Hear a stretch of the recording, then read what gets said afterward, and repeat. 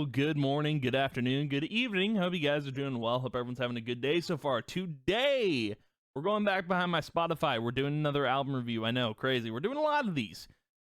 So, we're going to be diving in to Ren Sick Boy. We're going to be reviewing Ren's album, Sick Boy. So I've talked about Ren here and there, but if you don't know who Ren is a independent artist from the UK. Super talented dude, I will say, because I've been exploring a ton of music genres, and this dude is different.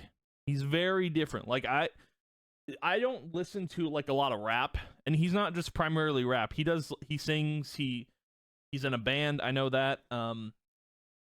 But when it comes to Ren, I really like his rap style.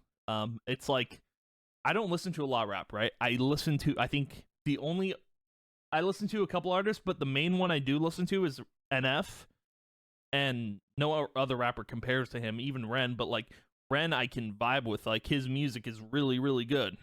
Now, this album, I have a couple of gripes with, just a couple, but the album's really good. It won't be on my album of the year, but because I have my reasons, but I do like the album. I think it's good. I think for me, we'll get into the positives first, because with the negatives they're but we'll get into the positives about this record. Now, Ren, I know is it's called Sick Boy because Ren, he's been sick basically his whole life. And I've been following his story, kind of, not too much, but like I know the ins and outs of his condition and whatnot, because I've just read up on it. But I do think like this is the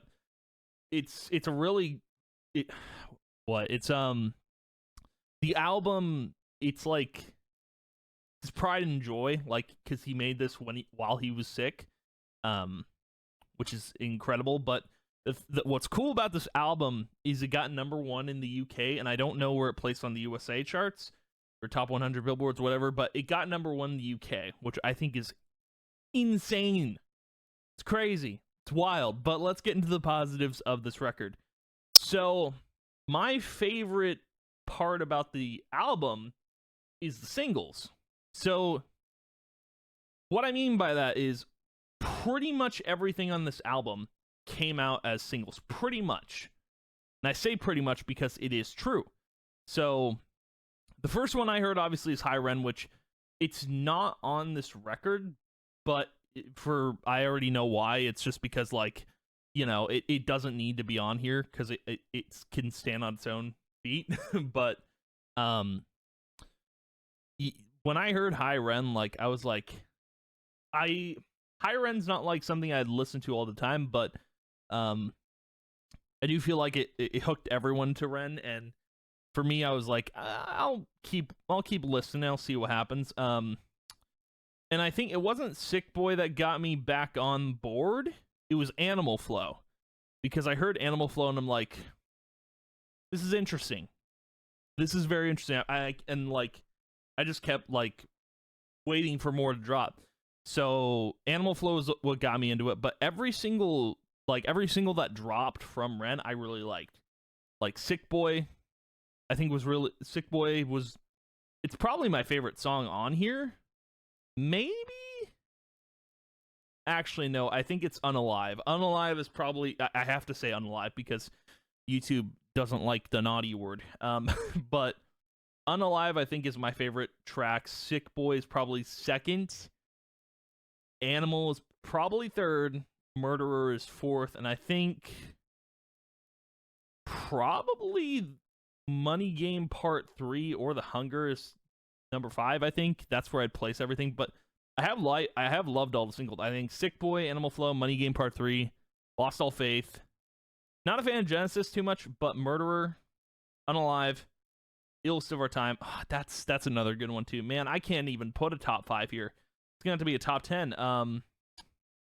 Love Music Part 4, The Hunger, Down the Beat, and Masochist. Now, I will say, like, the album tracks, so everything that dropped with the album, because I'm gonna count, like, I'm not gonna count Money Game Part 3 because while it did drop with the album, I still count that as a single.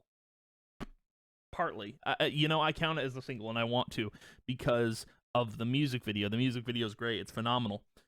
Let's get into the issues I have with the album. Personally, we'll start with number one. It's too long.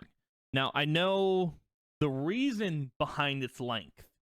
I do, because I watched a few. I think I've watched like almost every Ren interview, but he explained in an interview that he's low OCD when it comes to the numbering. Like if it's uneven, he has to make another one. Like he has to make another single.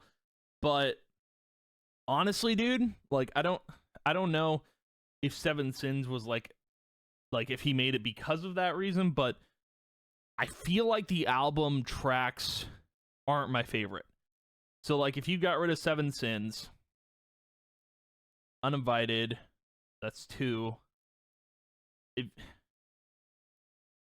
Okay, so like so that's 5 tracks right there.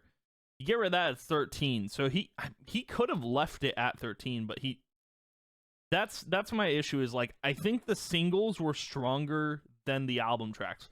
If it was a 13 album record, if it was a 13, you know, if it was 13 singles and then the album released as this, I think I would have liked it more. The album's way too long.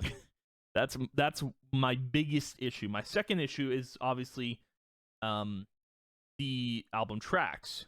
I listened to them, and because I listened all the way through, right? I listened to all of them, and I always, like, every time I heard the album tracks instead of the singles, I was like, I don't like this as much. And I know that's weird to say, but like for me, again, Ren's music is phenomenal. It's just like I could not get behind any of the album tracks, if you know what I mean. Like the singles, solid, all of them. I think like Genesis and What You Want are probably like the ones I don't listen to as much. I know they were singles, but like the rest of the singles are just phenomenal, and the album tracks are just, I feel like they're weak, and they're not for me. I think, not to say they're weak, but like they're not for me.